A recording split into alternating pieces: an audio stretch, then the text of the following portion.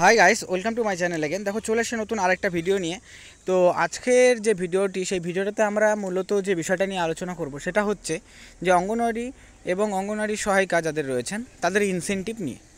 তো ইনসেনটিভ নিয়ে যে বিষয়টা সবচেয়ে গুরুত্বপূর্ণ সেটা হচ্ছে, তোমরা অলরেডি জানো যে ইনসেনটিভের জন্য 250 টাকা এবং 500 টাকা করে দেওয়া হয়। মানে 500 টাকা করে অঙ্গনওয়াড়ি কর্মীদেরকে এবং 250 টাকা করে অঙ্গনওয়াড়ি সহায়িকাদেরকে দেওয়া হয়।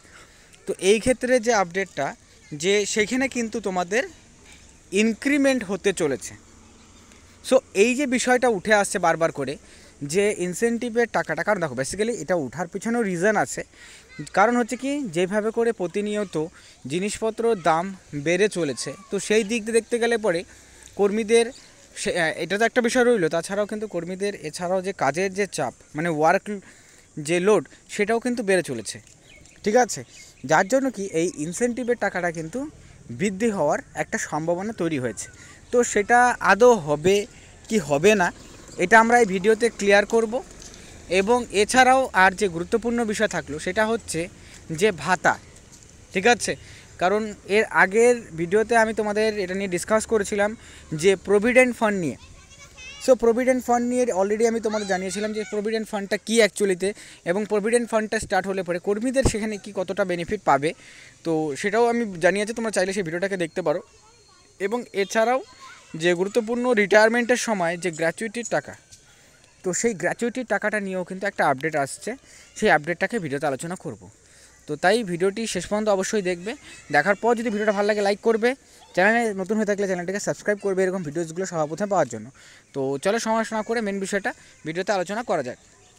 সো দেখো, প্রথমত যে বিষয়টা বলবো যে ইনসেনটিভ নিয়ে, তো ইনসেনটিভ নিয়ে বৃদ্ধি হওয়ার কতগুলো কারণ আমরা এখানে তোমাদের সাথে শেয়ার করেছি। তার মধ্যে সবচেয়ে ইম্পর্টেন্ট যেটা, সেটা হচ্ছে যে প্রতিনিয়ত কাজের যে ওয়ার্কলোড, মানে কাজের চাপ বেড়ে চলেছে, মানে নতুন নতুন কাজ এসছে, নতুন নতুন কাজ দেওয়া হচ্ছে কর্মীদেরকে। তো এই ক্ষেত্রে ইনসেনটিভটা বৃদ্ধি না করলে পরে কিন্তু সেই কাজগুলো করাটাও কিন্তু অনেকটা প্রবলেমের হয়ে যায় কর্মীদের ক্ষেত্রে। তো সেই ক্ষেত্রে পসিবিলিটিস কিন্তু খুবই রয়েছে, যেখানে কর্মীদের সরাসরিভাবে করে বৃদ্ধি করতে পারে ইনসেনটিভটা।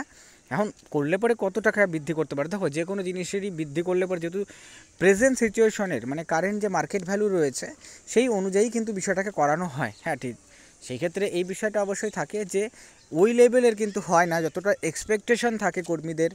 তো সেই এক্সপেকটেশন কিন্তু কোনো রকমভাবে করেই ম্যাচ করে না।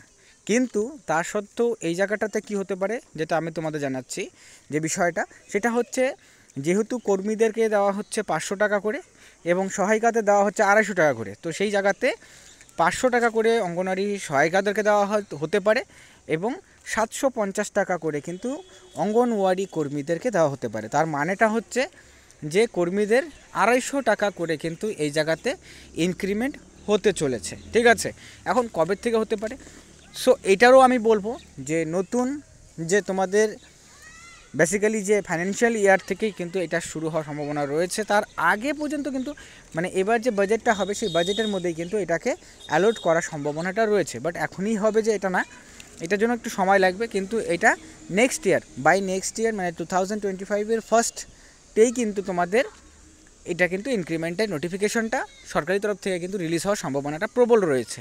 এবং সেই জায়গাতে যদি এটা ইনক্রিমেন্ট করা হয়, তো সেক্ষেত্রে কিছুটা হলে পরেও কর্মীরা কিন্তু বেনিফিট পাবেন। ঠিক আছে, এবং এছাড়া শুধুমাত্র এটাই নয়, এছাড়াও রয়েছে কর্মীদের প্রভিডেন্ট ফান্ড, কারণ যেটা খুব দরকার। ঠিক আছে, প্রভিডেন্ট ফান্ডটা স্টার্ট করলে পরে কর্মীদের কিন্তু অবশ্যই সেখান থেকে তারা বেনিফিট পাবেনই, কারণ প্রভিডেন্ট ফান্ডের যে ফ্যাসিলিটিসগুলো রয়েছে সেগুলো কিন্তু খুবই, মানে করে বলতে পারো যে বেনিফিশিয়াল, যেগুলো কর্মীদের অবশ্যই হেল্প হবে। মানে কখন হবে সেগুলো কিন্তু এখনের জন্য না, সেটাও তোমাদের রয়েছে হচ্ছে আফটার রিটায়ারমেন্ট, মানে রিটায়ারমেন্টের পরেই কিন্তু সেই সুবিধাগুলো কর্মীরা পাবেন এবং তাতে কর্মীদের কিন্তু বিশাল লাভ অবশ্যই হতে চলেছে। ঠিক আছে, আর দ্বিতীয়ত যে ন্যূনতম বেতন ভাতা, দেখো ভাতা বিষয়টা এখানে থাকছে যে যেটা পরবর্তী আগে যেটা করা হয়েছিল যে 1000 টাকা করে দেওয়া হবে, তো সেই ক্ষেত্রে সেটাকে কিন্তু 3000 টাকা করে করার একটা পসিবিলিটিস তৈরি হয়েছে।